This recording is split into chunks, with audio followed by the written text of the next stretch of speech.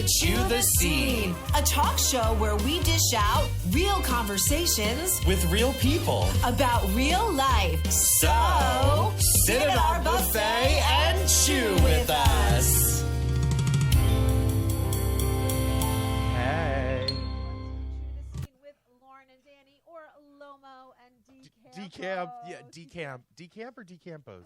I like decamp. I like decamp. Right? You picked it. You did the decamp. I did. I was like, we need to hashtag I'm that bus company that goes into New York City. Oh, yeah, you are. The decamp bus company. I love it. Hi, I'm Danny, by the way. I know it's been a long time.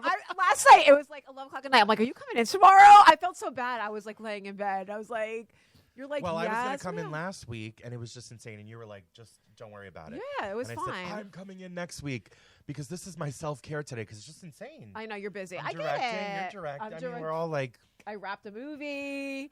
I start another movie in 2 weeks. I'm doing Rent with Amanda, and actually Kevin's doing our tracks. See? So I got that. I have the flu. You were sick. Oh, my God. I'm watching. So today's actually, we have like a chock full day. Yeah. So, and we're like full house. I love it. The whole team is here. Isn't it kind of weird? I have to do my mention. Chew the Scene is brought to you by Kevin Lynch Music Services, Shakeman O'Neill's Children's Book. Yes, they have a new website, by the way. Shout out to their new website. Go check it out. Yes, do it. Yeah, go check it out. So We couldn't do it without our exciting. sponsors. So, and like I said, Amanda is joining our team. So we're figuring some stuff out, what works. I might need to get a tripod. I wonder, do they make a tripod for the iPad? Yeah, I might even have one. Let Because me then look. she doesn't have to stand there and she could just I set it have- up. So we're like, you guys are like in the beta I have a form. tripod. Okay. Tripod. You have a tripod? I have a tripod, a little one too. That's that would perfect. work. It could be desktop and Oh, everything. It even has a perfect. little selfie remote. So that's cool, Amanda. So like, Amanda's bring going to that be in. interacting on live. So you could say hi. She'll let us know any questions. So I'm like psyched. Our team is growing. know. It was really exciting. I've already heard the spot, but hearing it in the room was It's kind of cool, cool. right? I know. Bravo, Kevin. We love it. We love it. We love it. Shout out to Ralph Lampkin, who has really been promoting us all over the place. Yay, Promoting Ralph. Kevin. We have an article in Broadway World about our interview today with the great Michele Brourman. I'm very excited. She's winning, or she won already, a Bistro Award. I'm going to call her in like 3 minutes.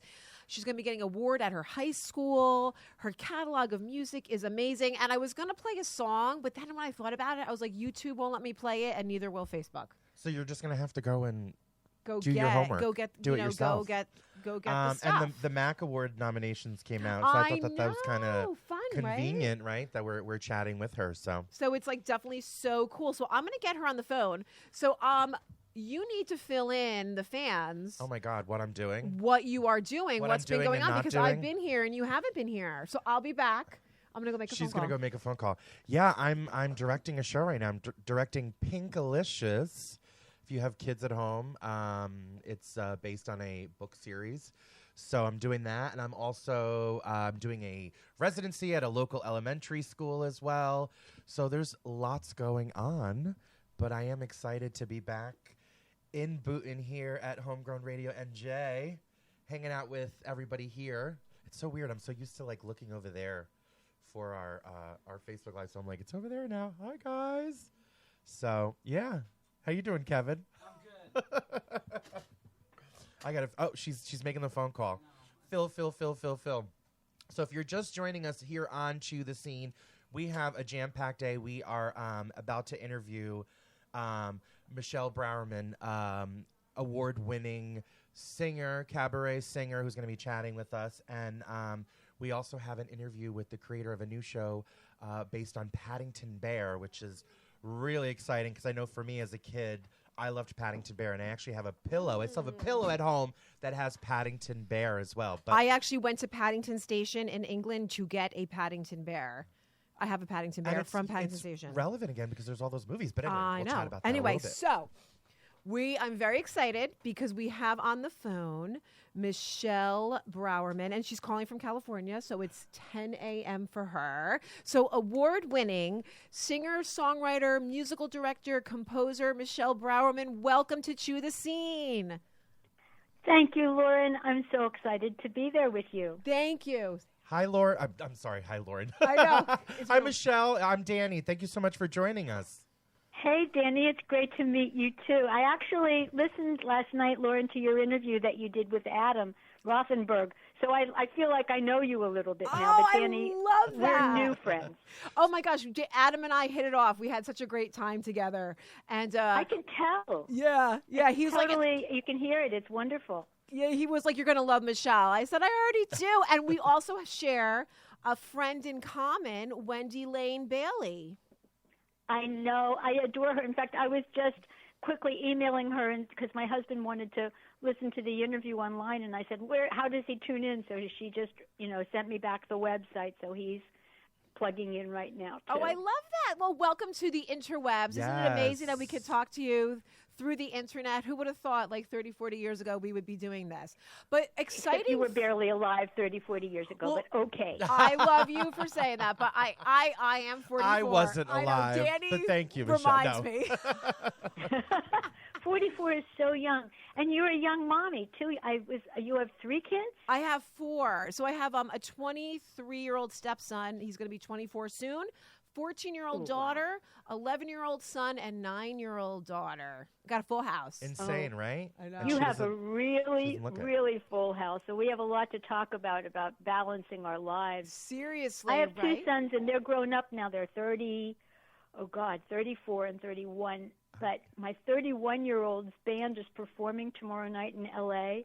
And I just opened the L.A. Times calendar section, and at the top they have the really hot things in hot shows in town, and under pop and hits they have my son's band Anna Managuchi listed. I'm so excited. Oh, You know that's what? exciting. I love that you are like such a mom. You're like, I'm going to promote my son. I love that, and I'm going to go find the band.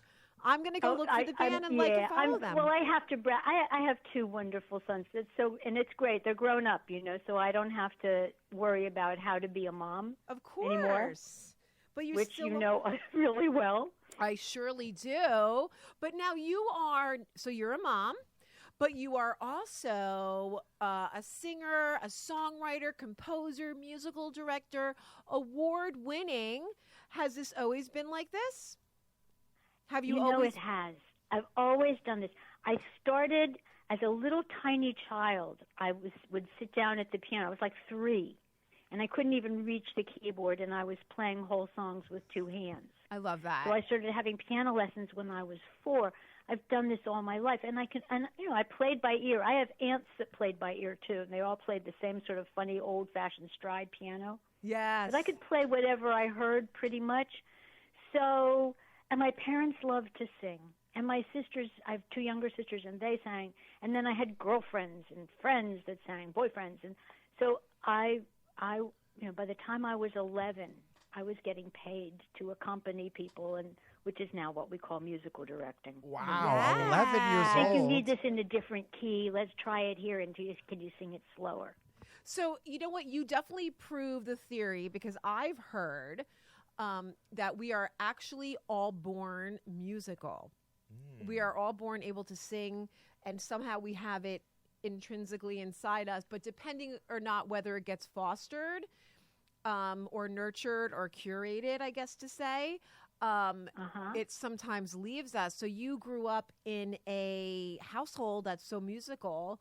So do you feel like I always say for myself, my parents were actors, and they met in theater, so I grew up going to rehearsals. I'm like, do I like theater, or is it all I know? So do you feel that way? Are you like, this is all I know, I kind of fell into it? Or are you like, no, I know I mean, you obviously love music, but do you feel like you were coerced, lovingly, of course, into music, but because it was such a part of your life?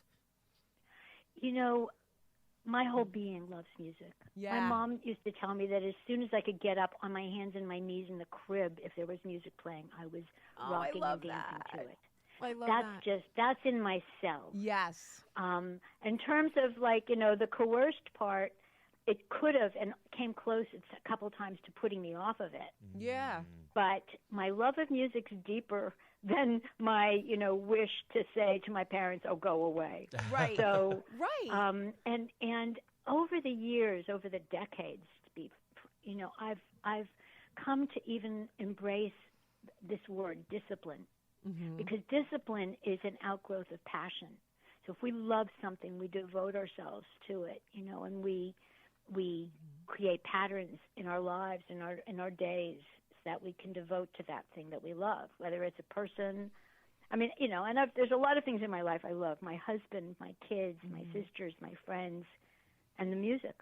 Yeah. And we try to be there with all of it. Do you have a question? Yeah, and I feel like, you're talking about discipline, and I feel like with music or, any arts in general, just what goes into it, the amount of work, the passion that goes into it keeps you disciplined and allows you to have all those other like outside forces, with your family and friends and everything like that. And it makes it's a balancing act, but I feel like as artists we're able to do it because of the art that we're creating. Yeah. Right. And there are times when we can't manage it all. There's times where we have to just pick up from one thing. I think you said something like this last night in the interview, Lauren, about there are times when you just have to take yourself away from your family. You go off and you do a job and you're not there with them. Yes. Yeah. And then you come back and you're as present as you can be. So it isn't necessarily an everyday balancing act. It's an overall balancing act. Yeah, it's a life balancing act, and I think especially, and I hate to bring in a gender role, but I think especially as women, we're moving away from it, but society has seen us one way for so long, right? You could see how we've evolved. Now there's like this shift where the roles are shifting. Women are going to work, men are staying home. But I do feel that as a woman, I'm speaking from not that my personal experience, my husband, my family, my friends are very supportive of me, but when I'm going to be shooting a film in 3 weeks, I'm going to be gone for a week, and I already said to my husband, I'm going to make some meals, put them in the freezer for you guys. Not that my husband can't cook. I mean, he totally does. However, I feel better knowing that I made a couple things just to make their life easier, because mom's not going to be there for a whole week. Right. And we do that. Right? We do that. And as women and as nurturers and there's a lot of pushback against the role change. I'm becoming more and more painfully aware of how much pushback there is in our society, or maybe globally, against the changing roles of women. It's not gonna happen smoothly and easily. I think it's going to kind of shove back and forth in different ways. But I think that's what needs to happen. I think we go forward and we go back. And when we go back, we say, well, what's the lesson here? Right. And then we could go forward a couple more steps than we went before. Yeah, you got to take a couple steps Hopefully, back. yes. And then, Hopefully, But Michele, you are such a phenom because your career... first of all, can you talk a little bit about the Bistro Awards? Those didn't happen yet. Those are coming up, right? Right. It's March 9th is the actual ceremony. Award. And it sounds like it's going to be a stunning evening because all the winners perform. We each get up and we do one song and we talk a little bit. And the winners include Maltby and Shire. I mean, they're amazing. I've admired them forever. And they had the Lifetime Achievement Award. Yes. But Michele, tell our listeners what you're winning for. I want them to hear it from you. What did you win? All right. I love the words Sherry Eaker told me, which were outstanding. I like the outstanding part. Yes. Singer, songwriter, musical director. Yeah. I love it. Bravo. I love it too. And there are very, very few women, especially when I was, coming up. When I was younger, I think I was the only woman musical director around. Now there are some more people coming up, and there's some really talented women. But I remember years ago, one of my dear friend of many years and writing partner is Amanda McBroom. And for a while, especially after The Rose, which Amanda wrote, was such a huge hit, we were doing television things. So I was with her on The Tonight Show and The Merv Griffin Show, and I'm conducting the house band. And we haven't met face to face, but I'm 4'11" on a really good day. Yeah.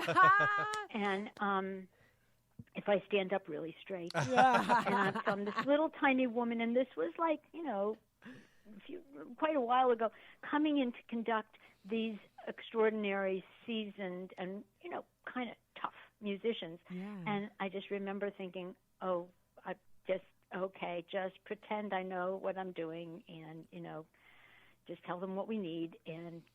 But it was scary, and there would be times it was uncomfortable to be a woman musical director. Mm-hmm. As a composer, it's actually, women, there aren't that many women composers either, but as a songwriter, at least there was Right. a pathway there. There were people like Carole King or Laura Nyro or Joni Mitchell.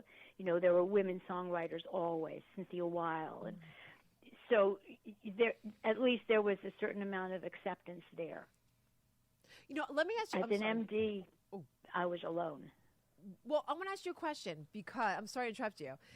You brought up composing, songwriting, and there weren't a lot of female. So I'll see articles that come up like female composers, and I'll repost it and I'll say, or as I like to call them, composers. Right. How do you feel about because you're a composer? Do you feel like we need to put the woman?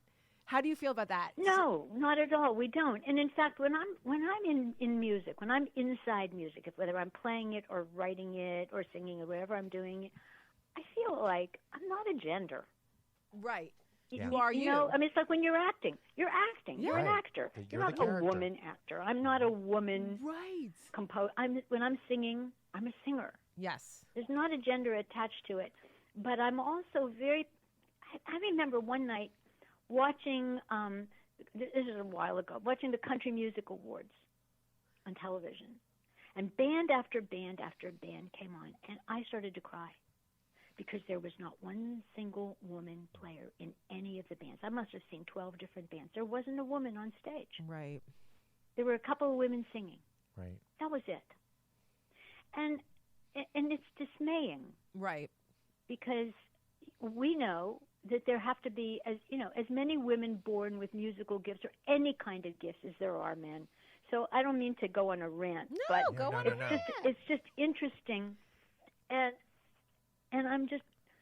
I think I'm excited about the bistros because I've been doing this for a long time. Yes. And yeah, I've won a couple of awards, a Johnny Mercer Award as an emerging songwriter, which I was thrilled about. Mm-hmm. Congratulations. And, That's great. Yeah, that was in 1994. That's fantastic. It's just so exciting. And I don't want to interrupt your story. I don't do theater for awards at all, but it is nice to be recognized by your peers. You know what I mean?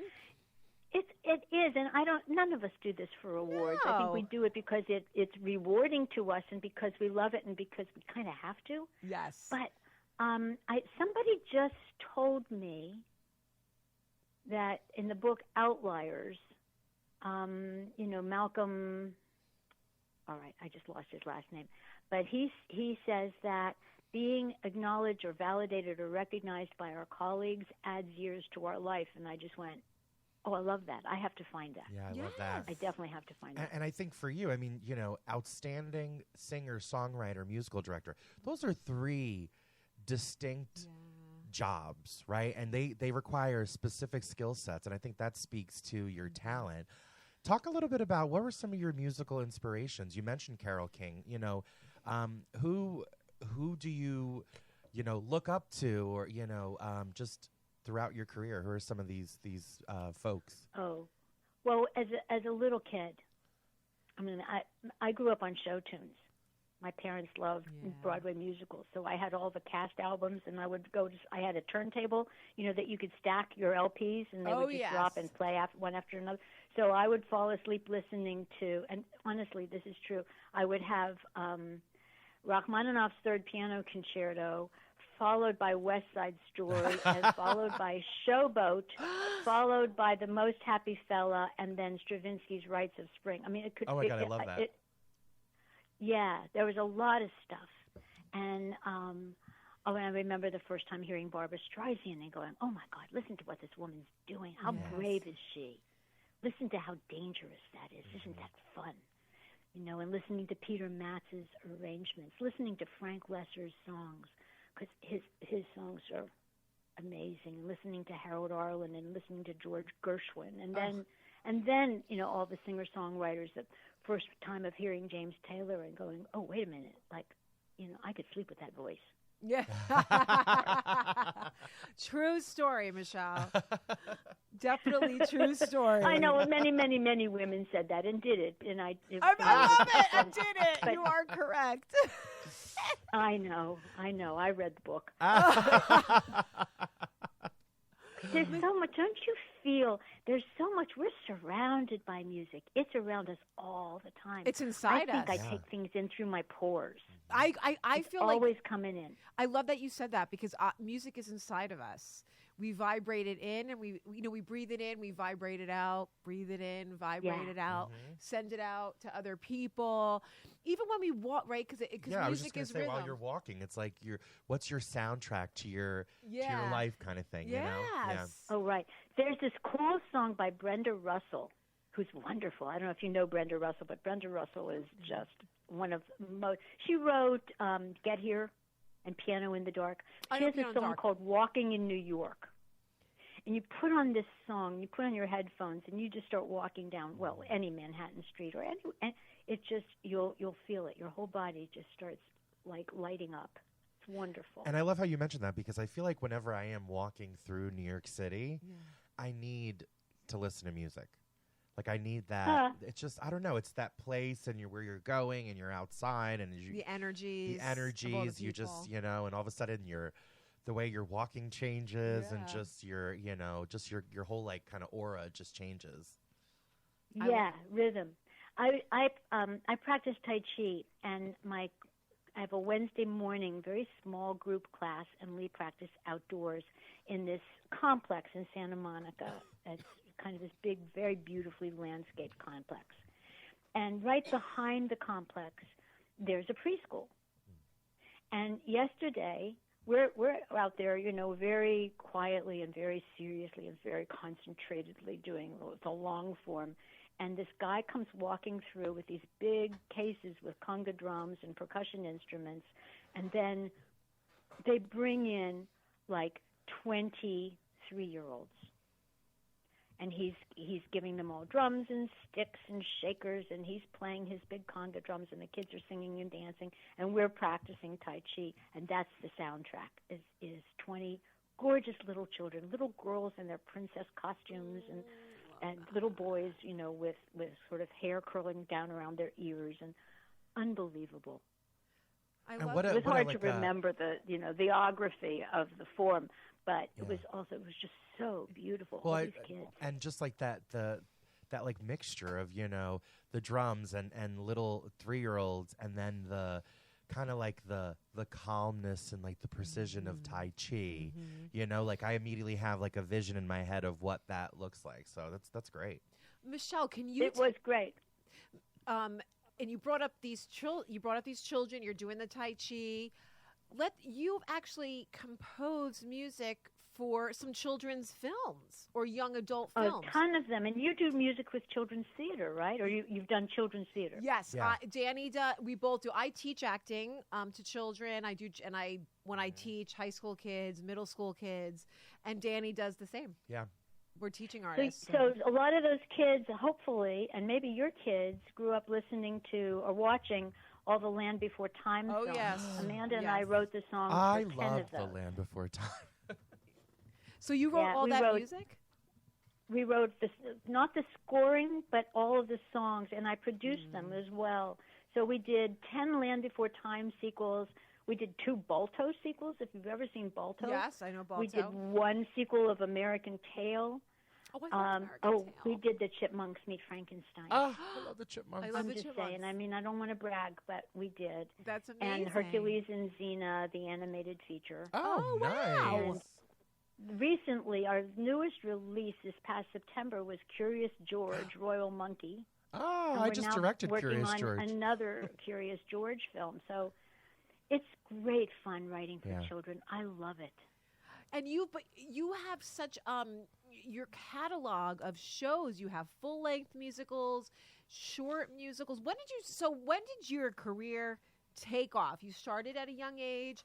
Your parents were so supportive. They cultivated this artist in you. But when did you get that rise? When did you like climb and then hit? Like, how old were you? I don't feel as if I ever climbed and hit in any. There was never a single moment where I felt like, okay, yeah, now.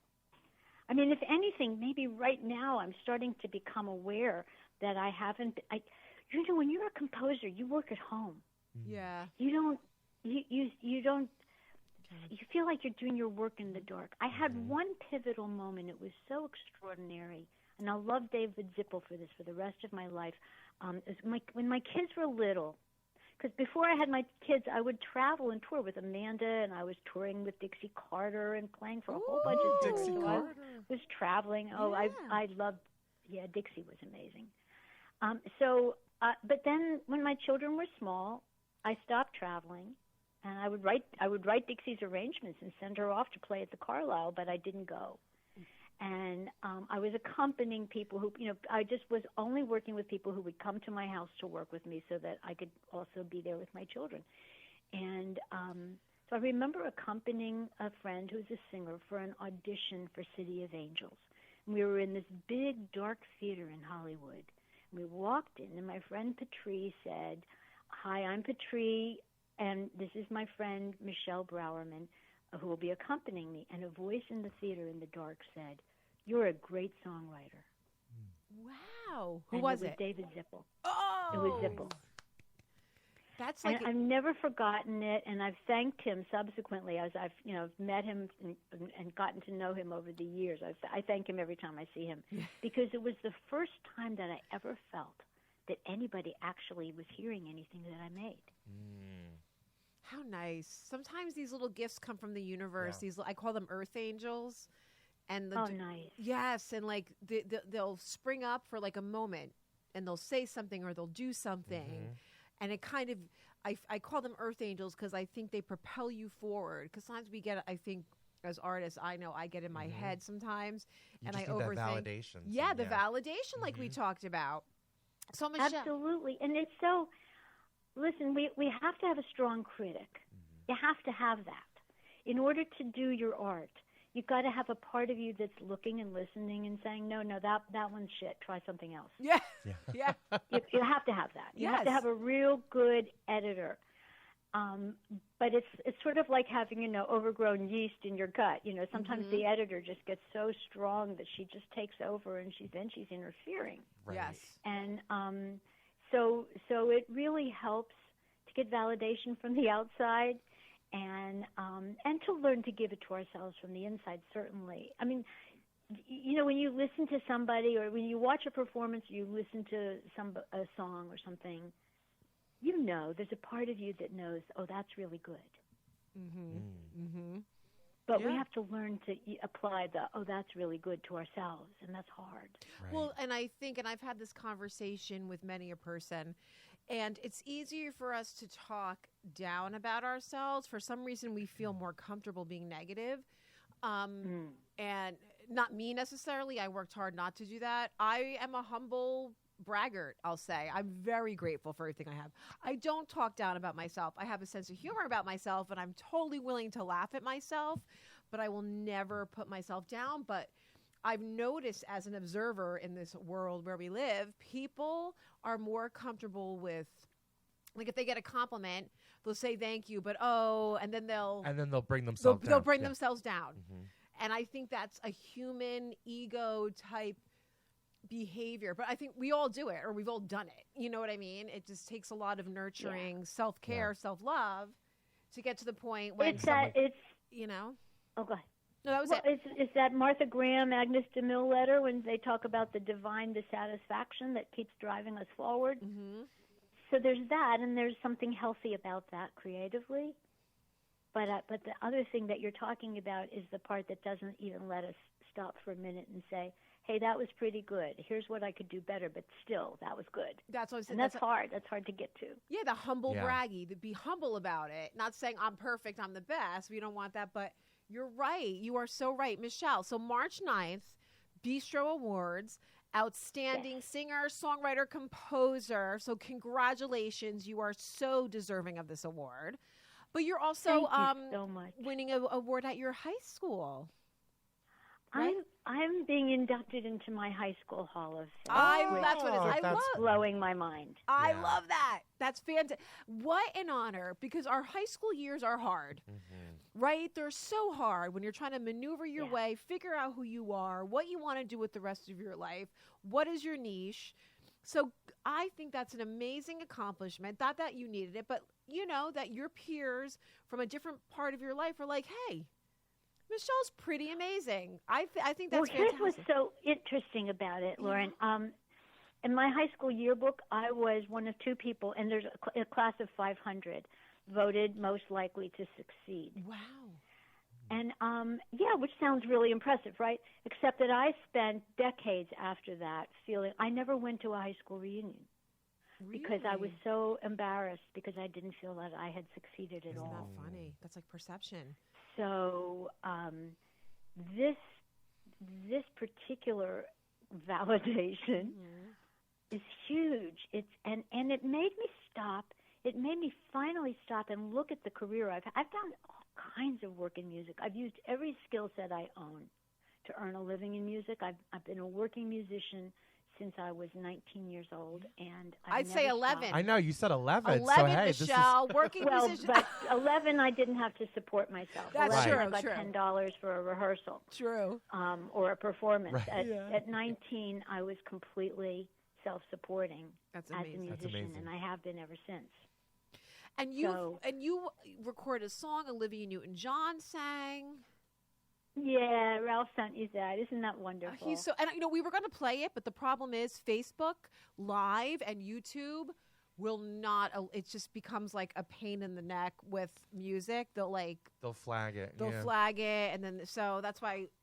That's the only reason why we're That's not. okay. Playing it. You just tell everybody to go on YouTube and type in my name, and there's all kinds of. We gonna could put- actually, we could share it on our find Facebook them on my page. website. Yeah, and I'm Yeah. going to post the link. So, Michelle, thank you so much for joining us today. I wish I could be there on the 9th, but I know I'll be kept in the loop by Ralph and by Wendy. And by Ralph and Wendy are so wonderful, I by the know. way. Those 2 human beings, both of whom are artists in their own right. Wendy's an amazing singer. If you haven't heard her sing, she's such a great really storyteller good. too. She just has this dynamic personality. Now, how long will you be in New York for, if you don't mind me asking? Just 4 days. It's a short trip because I'm working on a bunch of animation work here, so I have to get back. Oh, I to would it. love to meet you. But you know what? I'm going to I wish I could go to the awards, but I can't. I would love to talk to you more. I'm so an admirer of women, of men and women, but you are a woman who have had a career such as yours, but were able to balance the family life. And you sent out 2 wonderful humans into the world. It just goes to prove that you could be an artist and a family person, and Absolutely. you're getting these awards. You've clearly touched the lives of so many people. I can say I've seen your posts now that we're friends on social media, and Wendy messaged me right away. I mean, you've definitely left your mark on so many people. Thank you. It feels good to think that that I'm making a contribution in some way. Oh gosh, yes. So I'm very happy about that. Proud of it and happy about that. You've worked hard since 11. We're not going to let We're not going to let that go. That is, because I'm impressed by that. yes, absolutely. Like I said, that was my first paying job. I love and it. by the way, I was musical directing my own group of singers when I was 13. I love that, Michelle. Michelle, can you let us know where your website? Yes, it's MichelleBrourman.com. Michelle, that's so easy. Michelle, 1L. Yes. Brourman, BROU. R. I'm It's like my cousin Steve says, it's like our man with a BR. Oh, there yes, you go. That's a good way. perfect. Michelle, thank you so much Thank for joining you so us today. much. I've so Thank you enjoyed both, Danny and Lauren. It's really fun to talk with you. I hope we get to do it a lot more. Oh my We gosh, please come will. back on. Come back on with us, and congratulations. I'm cheering. I could speak for Danny and Kevin and Amanda. We're cheering for you here in New Jersey. Thank you. Have a great day. You and a good too. You too. Thanks, Take care. Michelle. Bye. Bye-bye.